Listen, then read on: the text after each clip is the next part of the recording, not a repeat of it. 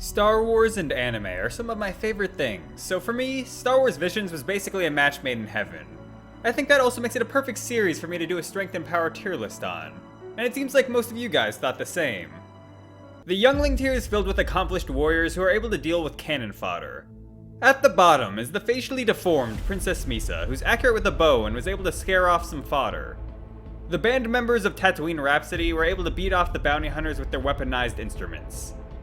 The hunters sent by the Sith acolytes in the Ninth Jedi are skilled shots, being able to fire accurately while maneuvering their vehicles through the forest. The village guards of the duel were able to defeat large amounts of bandits. The Explorer of the Village Bride is an accurate sniper who has a powerful rocket helmet. The father of Hop and Ocho, Yesaburo, was able to hold his own against Ocho for a bit before getting distracted, and his fellow soldiers who should probably be below him were able to take on Imperial security and sentry droids. Ronin's Astromech B5 is like a miniature war machine, being able to fly at high speeds and launch a large amount of homing missiles that have an extremely long range. Kara's father is a Force user able to deflect a blaster bolt with his hand and manage to survive a point-blank explosion. He doesn't seem like much of a fighter, but if he has a lightsaber on him and is serious, I would back him over the rest of the characters in this tier.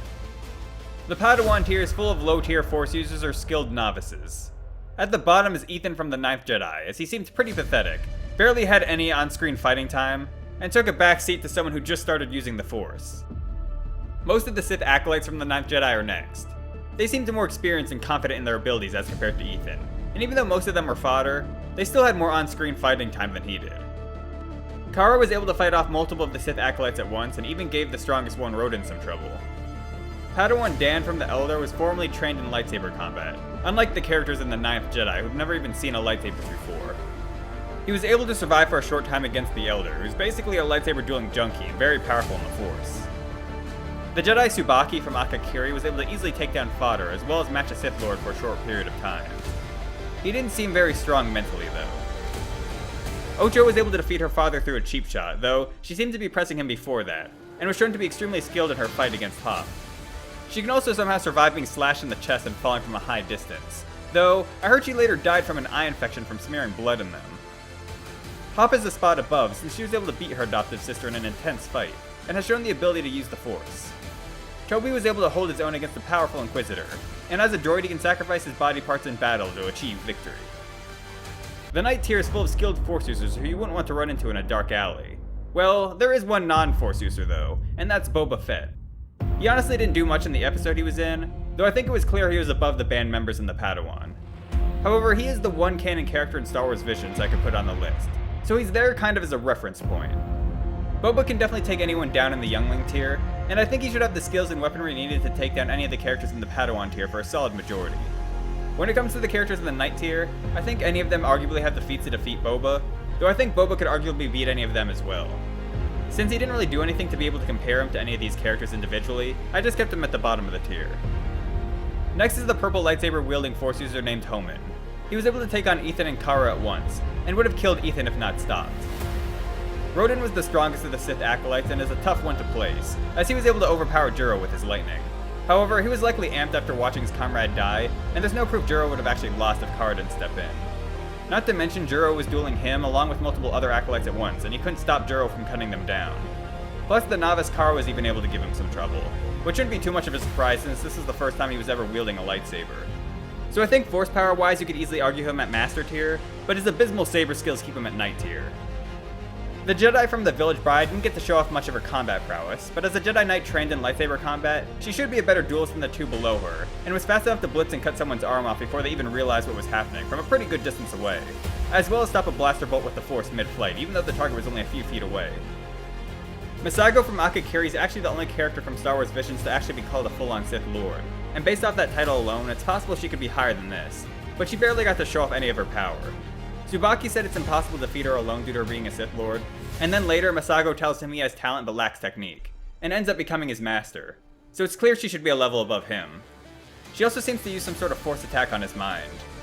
Her being able to easily block and accurately send back an arrow from a crossbow should be good enough of a reaction feat to say she can react to the Jedi from the Village Bride, but her lack of proper combat feats keeps her from being any higher. The Inquisitor from Toby 1 was a powerful dark side user who hunted Jedi, killing the armless Jedi Professor Mitaka off screen. He had the clear advantage over Toby, taking his arm even after Toby attempted to use tactics to his advantage.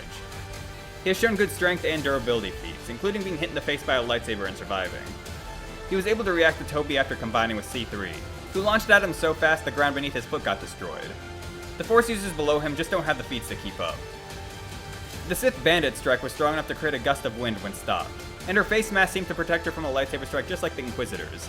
So even though you can argue she isn't quite as strong or tough as the Inquisitor, I think she's close enough to where skill will make a difference. And she just seemed more skilled and precise as compared to the Inquisitor, who seemed to be slow and sloppy at times. Ronan was about equal with the Sith Bandit, but he's a smarter fighter, using the environment and deception to his advantage, which ultimately resulted in his victory.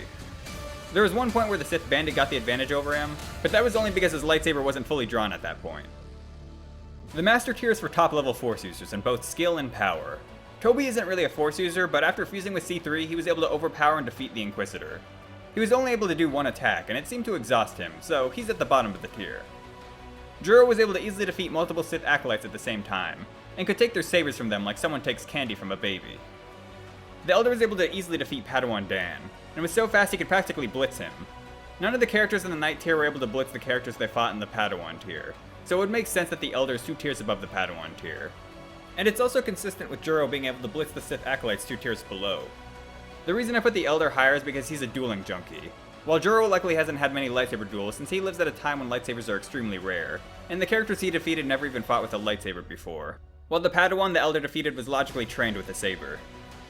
The Elder can also shoot Force Lightning, which has given Juro major trouble before. The Jedi Master that fought the Elder clearly had the edge in saber combat, and was able to destroy one of his sabers pretty quickly.